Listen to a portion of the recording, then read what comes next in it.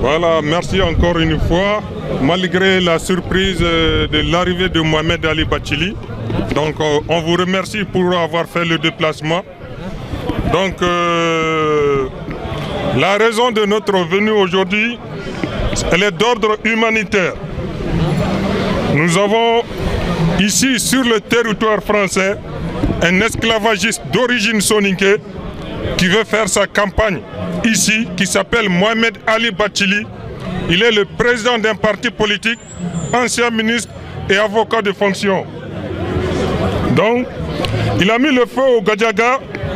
Dans son discours du 28 mars 2020, il s'est déplacé dans le Gadiaga en disant « Celui qui veut en finir avec son ennemi ne doit pas chercher à savoir ce qui est bien ou ce qui est mauvais.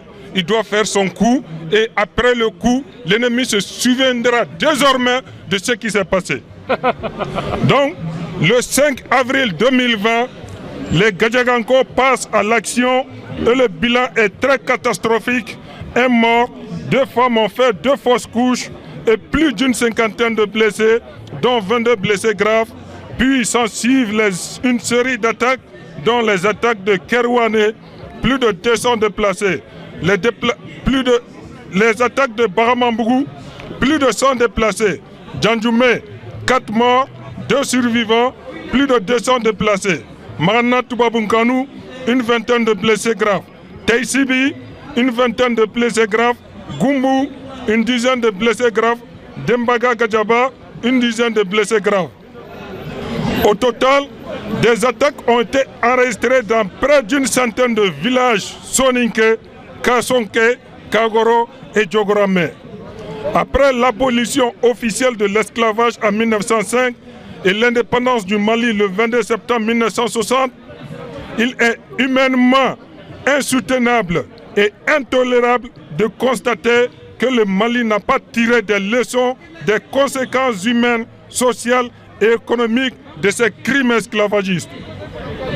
Malgré les caractères odieux de ces crimes contre l'humanité, dans certains coins de la région de Kaï et de Koulikoro, et chez les Soninké plus particulièrement, plusieurs siècles après, des êtres humains continuent à nier la dignité humaine en perpétrant des pratiques indignes d'humains. La persistance de ces crimes s'explique par l'impunité dont bénéficient les auteurs, les co-auteurs et les commanditaires de ces infractions internationales dont elles sont les plus graves. Il s'agit d'un échec terrible pour toute l'humanité. Aucune civilisation, aucune culture, ni aucune idéologie ou religion ne peut être évoquée pour justifier ou légitimer l'horreur, l'atrocité et la cruauté de certaines souffrances infligées aux membres de Gambanaru à travers la Mauritanie, le Sénégal, la Gambie et le Mali plus particulièrement par des catégories sociales s'estimant à tort d'une catégorie ou d'une race humaine supérieure. Considérant la Déclaration universelle des droits de l'homme, considérant la Charte africaine des droits de l'homme et des peuples, considérant la Charte africaine de la démocratie et des élections, le pacte international relatif aux droits civiques et politiques, conscient de notre responsabilité devant l'histoire, devant nos peuples, devant nos nations et devant le continent africain dans son ensemble, résolument opposé à toute violation des droits humains, à l'avilissement de ce que les enfants, les femmes et les hommes ont de plus précieux dans leur dignité. Refusant d'être complice de l'incapacité de l'État malien à mener sur son territoire des actions d'éradication de ces pratiques, notamment dans ses formes contemporaines, encourageant de fait les bourreaux et les arrière-pensées de certains pays et organisations internationales qui renoncent à soutenir les initiatives des organisations de la société civile dans leur combat contre les formes contemporaines d'asservissement et sont d'autant d'obstacles à surmonter. Indignés par les pratiques culturelles dégradantes telles que Komolada, comme Ndambe, comme Toro, comme Kanou, comme Kunda, qui vise à enlever toute part d'humanité à son prochain en le choisifier pour en faire une marchandise à vil prix, une source scandaleuse d'enrichissement. Préoccupé par les entêtes graves aux droits humains, à la sécurité et à l'intégrité physique des citoyens, aux entraves à la liberté d'aller et de venir, à la liberté d'opinion, à la liberté d'expression, à la liberté d'association, de réunion, de manifestation comme conséquence de l'esclavage sous ses formes les plus pernicieuses. Notons que la Convention de l'esclavage de 1926 et de 1956, les conventions sur le travail forcé de 1930 et de 1957, ainsi que la Convention pour la répression de la traite des humains et de l'exploitation de la prostitution d'autrui de 1949 n'ont pas atteint leur objectif dans le Mali. Nous condamnons avec la plus grande rigueur le soutien que Mohamed Ali Bathily, ancien ministre de la Justice du Mali, garde des Sceaux, apporte à la société esclavagiste soninké dans la région de Kaï, dans les anciens cantons de Gadiaga et du Kidimara.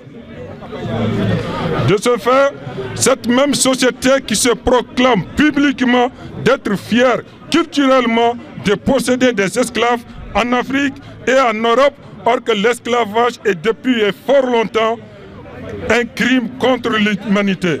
Nous interpellons le ministre de l'Intérieur, M. Gérard Darmanin.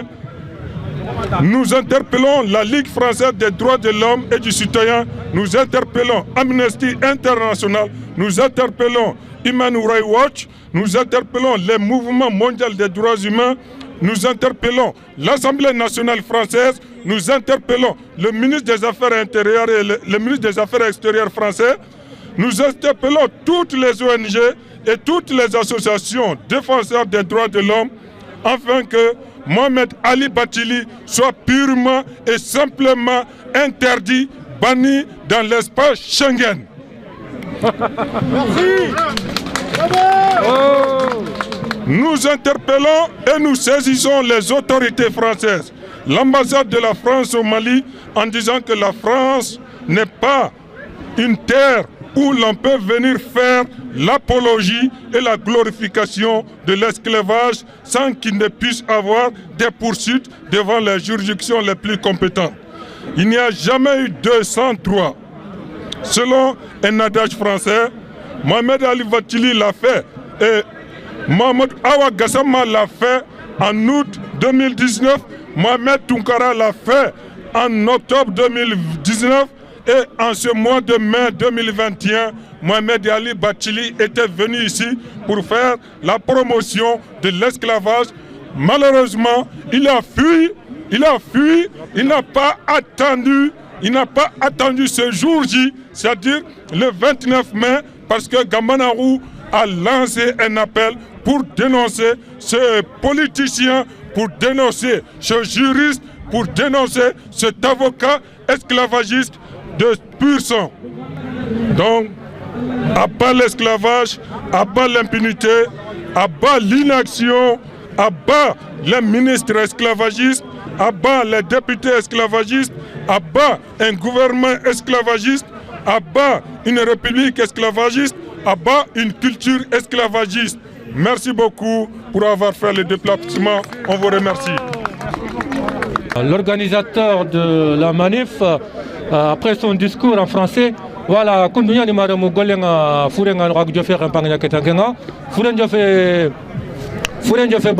parce que autorisation en Campéria jusqu'à 18h. Donc 18h, li on a Soumama, Sorobeni Sougari Dema Lenkia. Attends. Voilà, quand nous avons donc Golenga Fourenga Jofé Rempanga, Odoka Soumama, Sorobeni Sougari Lenkia Dema Golkorea, en tant que cette grande manif à côté de l'Assemblée nationale française. voilà yugon do xade le mel do khirse Mali Mauritanie Sénégal Gambie soro ben gari lenki xagadol de mawdo khasumama alanta ke kota me khiya do khoto inchallah ogona me kit khadi o jike nga khaya pour la prochaine fois voilà organisateur ne khasumama Malali adi groupe merci beaucoup en tant que ma président de Gambanarou international merci